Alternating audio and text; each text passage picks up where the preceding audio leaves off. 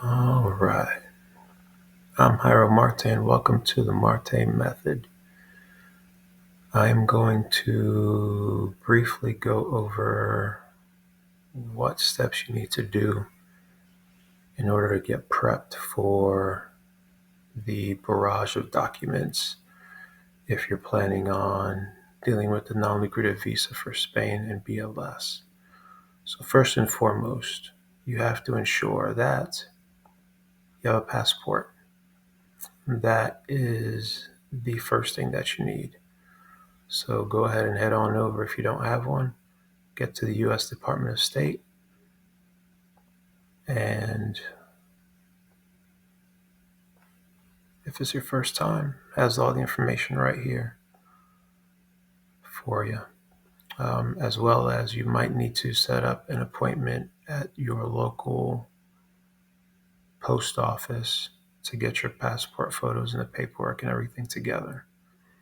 Um, Make sure that if you have a passport that is not expired for at least, I think there's a certain number, but just to be on the safe side, just have it at least not expire within the year. The next thing that you're going to need after you make sure your passport is secure is you need to get your fingerprints done from the FBI. The quickest way to get that done is to look up print scan and find your locations that are near you. If I can remember, the pricing is probably about $400, and that's with the fingerprints and the apostille. Now you have to ensure that you have the apostille on there just to speed up the process. It also makes your documents ready so that you don't have to worry about it on the other end. It's already taken care of. Once you're done with the print scan, you have your locations here. They're located mostly inside the UPS stores or FedEx stores, one of the two. I can't remember which one, but that's where our local one was. So then after you have all of that, now you go on to the BLS website. So BLS for Spain, and this is where it might be a little tricky, because once you click on that, then you end up here, and it has all of this nonsense. So you would have to select the one that is closest to you, whichever way that makes sense. We were for the DC. The next closest one would be like Miami, probably, or New York, one of the two, but DC is it. So you click on that, and then it takes you to this page here, apply for visa in Washington, DC. You scroll down, the first thing you'll see is the types of visas that you want. And make sure that's where it takes you. And of course, it's going to take forever.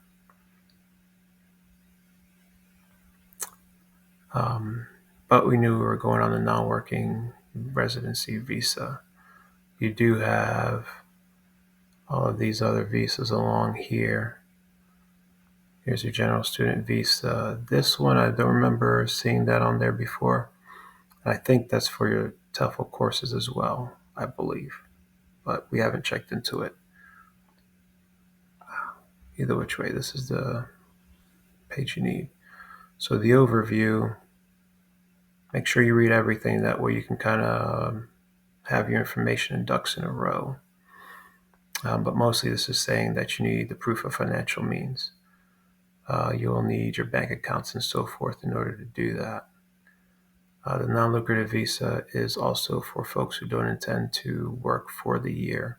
That's the minimum, in which that's what we're planning on doing, is not working for the year, taking a sabbatical, having as much fun with the girls, and traveling a bit throughout that process. And then we're going to switch over to either a freelance or general work visa. If you're on a non-lucrative visa, family members, spouse or a married partner, dependent children, and relatives. And they break that down in the next couple sections. Now, if you, let's say you clicked Washington, D.C., and it's not in your jurisdiction, it will tell you in the overview page, and I think somewhere else as well, just to make sure, that in order to apply in Washington, your jurisdiction, you have to hit these states, and each one is different. So make sure that you double check and be mindful that you're in the right consulate. All right, the rest we don't have to worry about. So then the next button is the visa fees. This one didn't make sense to us. Be prepared to spend probably about $200 to $300 on fees. It's either 11 or 18. I'm not sure which one, but there is a form in which there was a amount that needed to be placed. I left it blank and they wrote it in. They filled it in for us when we were there. So we'll get to that part. Probably, and I'll probably part this into 2 parts, maybe 3, depending on how long it is, as we can get into more detail on the forms and how they're filled out. The next one is the documents required. So this here, there's going to be a lot of forms that you're going to print out when you get to the download form. But you have your application form. You will need a photograph. You can go to your your pharmacy like Walgreens or CVS or whoever does passport photos. That's what you will need. I would take 2 just in case, because you never know. And throughout this process, we've killed so many trees during this process because it's insane how many forms you need to fill out. You will need that passport, valid and unexpired. Here we go. Must have valid period of 1 year. So you do need to have it. If it's going to expire soon, it needs to be outside of that year. If not, go ahead and get another passport. You will need proof of legal residence. That is pretty much, this is for non-citizens because you're covered with your passport, and then you have to show proof of the residence in the consular district. So your ID, your driver's license should work there. Yeah, here we go. And see, make sure you have a photocopy of your ID as well. I believe you need a copy of your passport too. If it's not, do it anyway, just in case, because things do change. And they will ask for random things. We've heard stories that they do ask for random things. Luckily, it didn't happen to us. No. No. We were afraid of it. We came over-prepared. So better to have it and not need it than need it and not have it. Where were we? Another form that you need to print out. Another form, the affidavit. This is vital. Make sure that it has this information in it, and this affidavit also needs to be notarized. It will need to be translated as well, but you have to make sure it has your brief explanation of your professional background, the reason why you're deciding to live in Spain, how long you're planning to stay, and any other reason to support the visa application. We added that we were looking for better education and lifestyle for our children. We added that in there with a few other things just to kind of spice it up a little bit. This is going to seem like a long proposal. You're going to do all of this work and everything, and it's going to nag at you because you're just waiting for an approval. So if you've ever been married, this is going to bring back some internal memories about your proposal, because this is another version of it. Well, let's see. I'm losing myself here. Okay. The commitment to not doing any lucrative work by any means. So you have to provide a statement saying you will not work for the time that you're there under the visa and so forth. Again, I will provide copies of how we filled out our forms, along with how to fill out the forms properly. In the part 2 for this, you need an address in Spain. During the time of us doing ours, we were told that we just needed to have the city or a general location of where we wanted to go. So that's what we went on. When we got to the consulate, we handed them the paperwork. They go, nope, this is unacceptable. You need an address. So then we scrambled. Well, I'll go into detail later about that. But be mindful that Spain's tourist season is from April until August. So they jack up the prices. And I wish we had known it because we were ready to rent a location back in December. And we never did because the attorney at the time was like, nope, you just need a location. So make sure you have an address. The quickest way that we found was with Airbnb, because when you fill out the contract and you do the paperwork, you have your proof.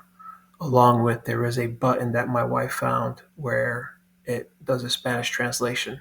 So that's automatically translated for you in Spanish. So that covers your translation for that form, because that is required documentation that needs to be translated. It is one of them. See, it needs the official translation or the text in it, and that's perfectly fine. They accepted that. Let's see, proof of financial means is the next one.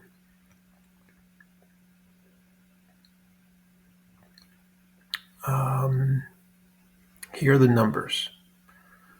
So for the main applicant, you need to show proof of 32,000 for the year. That'll cover you for the year. Every other dependent, spouses and relatives, is an extra 8,000. So whatever calculation that comes out to be for you, that's what it'll be. But those are your basic numbers. Excuse me. You need your bank statements of the last 3 months, in which we waited until the week before our appointment to get those statements. They do not need to be translated. I wish we knew that, because our attorney had us translate those, and that was a pretty penny, and it was unnecessary, and we killed more trees. Let's see. So yeah, we waited until a week before to get all that together. We did not have any other income, so we didn't need to provide any of that. My mother-in-law did. She has her retirement and all this other stuff and Social Security, so she needed to get those forms as well. The copy of the last tax return. We had ours only because I think it was something to do with the business, with my business. But either which way, we brought them. And I'm glad we did, because there was something. They didn't ask for them initially. And then I forgot what was the circumstance that started it, but then they asked for the tax return afterwards. So bring it just in case, because lucky we did have that as well. You need a letter of termination saying that you will not be working. So if you're working for somebody, make sure you have that. If you're self-employed like I am, make sure that you have a letter saying that you're not working for yourself. I know it sounds stupid, but do it anyway, because I brought my copy of my letter to my clients stating that the end of May was going to be it, and I will not be taking any more clients because we were hopefully moving in June. There was a small hiccup where they didn't want to take that document, and luckily they forwarded it to the consulate in Spain, and then they approved it. So that was sent without a hitch. But make sure that you have on there that you're not going to work for, when you leave and all this other nonsense, because they're sticklers about their paperwork. So be mindful of that. It must include a Spanish text and official translation. So and there's a few other forms that need translations. There are only a couple forms that need apostilles, and we'll get to those here. I know the FBI clearance, you need apostille. There's another one here. So we're back at the proof of accommodation. And again, if you go to Airbnb, it does have a translation into Spanish button around there somewhere. It is there, so make sure you look for it. And you just need at least 3 months of it. And again, be mindful that from April to August is busy season and prices will increase. You need health insurance. The full coverage international health insurance for Spain. There is a button here that does take you to,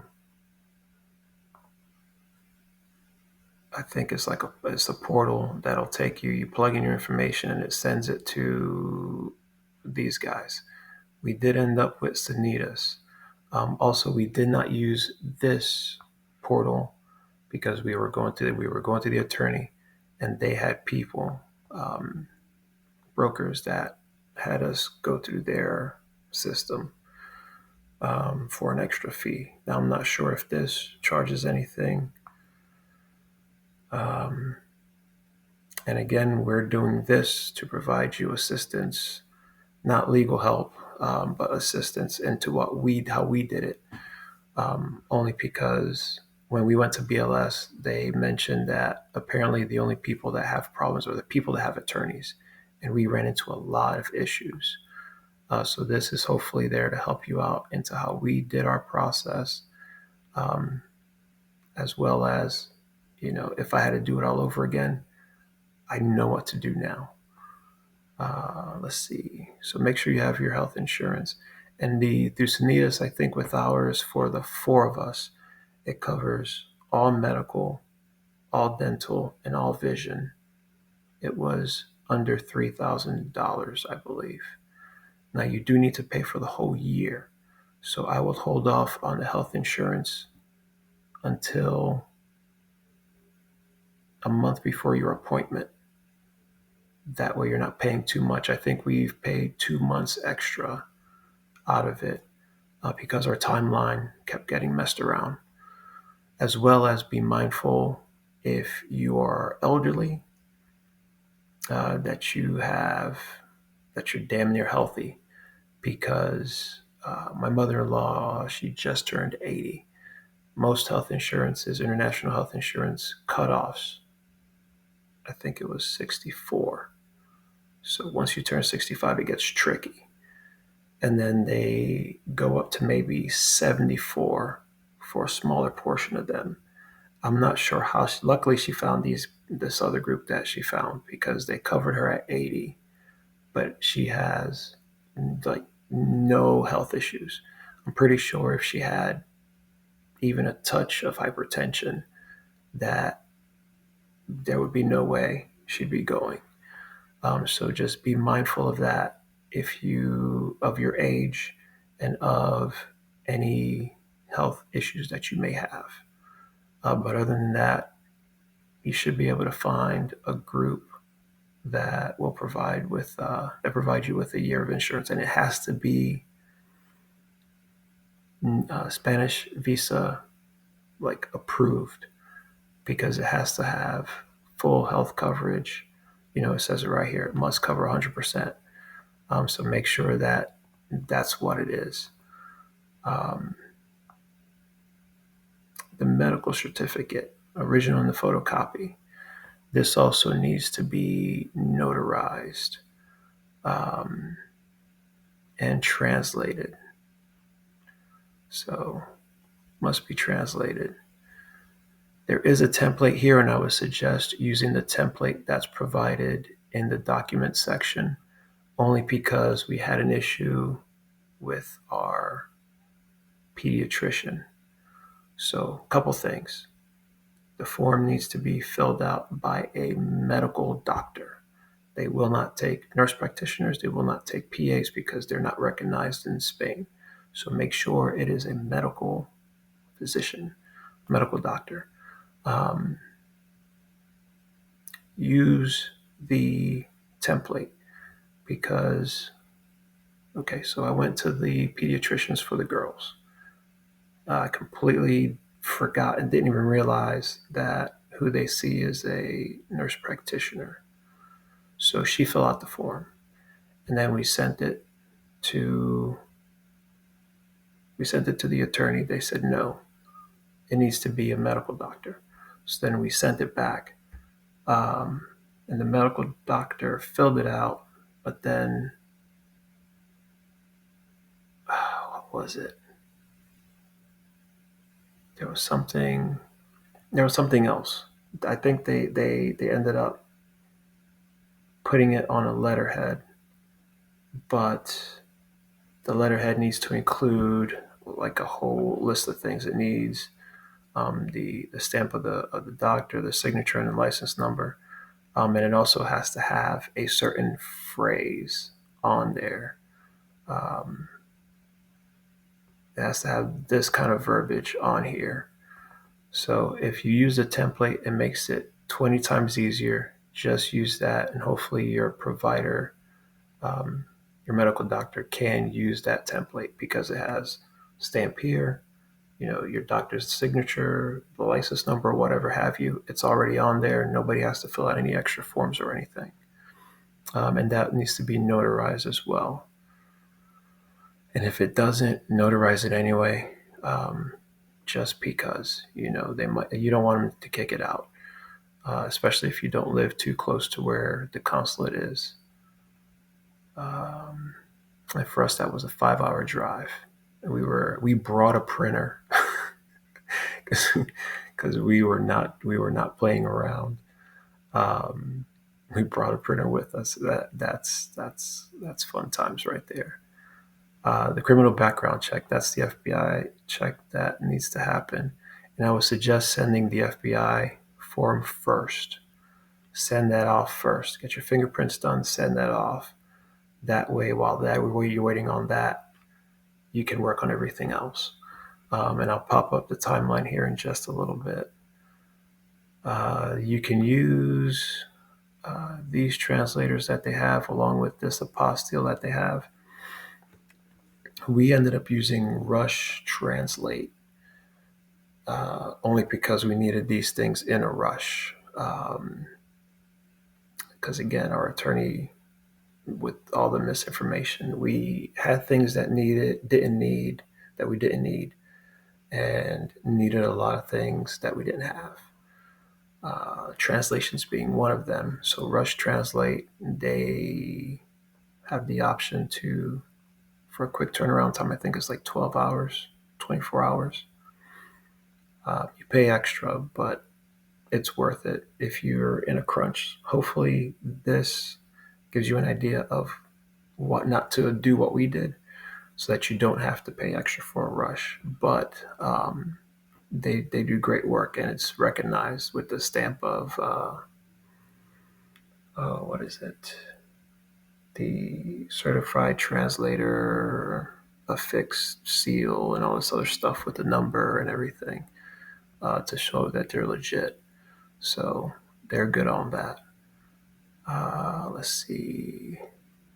This is all the extra stuff for the family members. So with spouses and children, this is another thing. Marriage certificates. You need to go get if everything has certain time frames.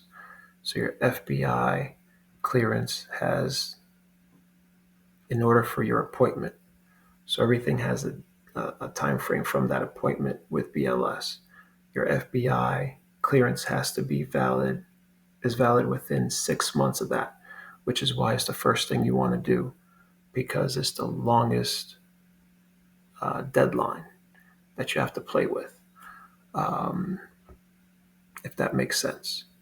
So I'll pull up the calendar here in a little bit. But the marriage certificate has to be pretty much fresh. Uh, they wanted it to be printed from the magistrate. I think it's 90 days, along with the birth certificate that has a deadline of 90 days as well, because then you need to take those and get them notarized and apostilled. So make sure when you pick up your marriage certificate, the fresh copy, they notarize it there if they're able to, along with the birth certificates for your children. Make sure they notarize it there. That way you can send it straight to get apostilled. Now, here's another kicker. For my mother-in-law, because there was an issue at the consulate appointment, because she's going to live with us. So, but she had her own application. Now, we put the same address on the paperwork where we're going to be staying at together. But since it's a different application, Heather had to show proof that she was her mom.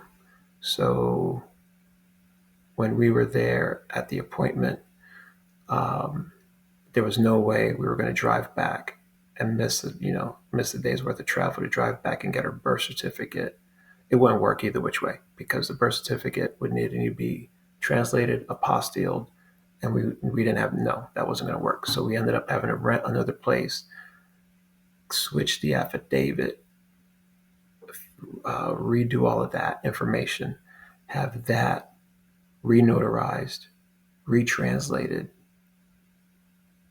Yeah, that was a mess. So that was the option. That was the only option, and we managed to do it within like 3 hours, which is near impossible. But we'll get to that story because it was hectic.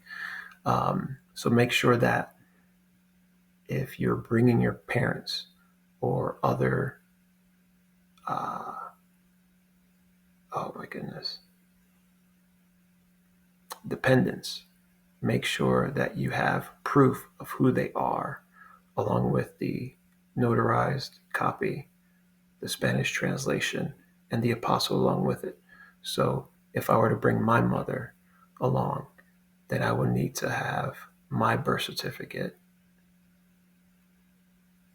notarized, translated, and apostilled. And I would have to have hers as well, along with probably her divorce paperwork, because she has a different last name now. So it's a whole big mess. So the more people you involve, the messier the paperwork gets, but it's doable. You just have to make sure you have all your ducks in a row and that you show proof and documentation of everybody's connection to each other. So that's where it gets messy with family relationships. I think does that cover all of that? I believe so. Let's see.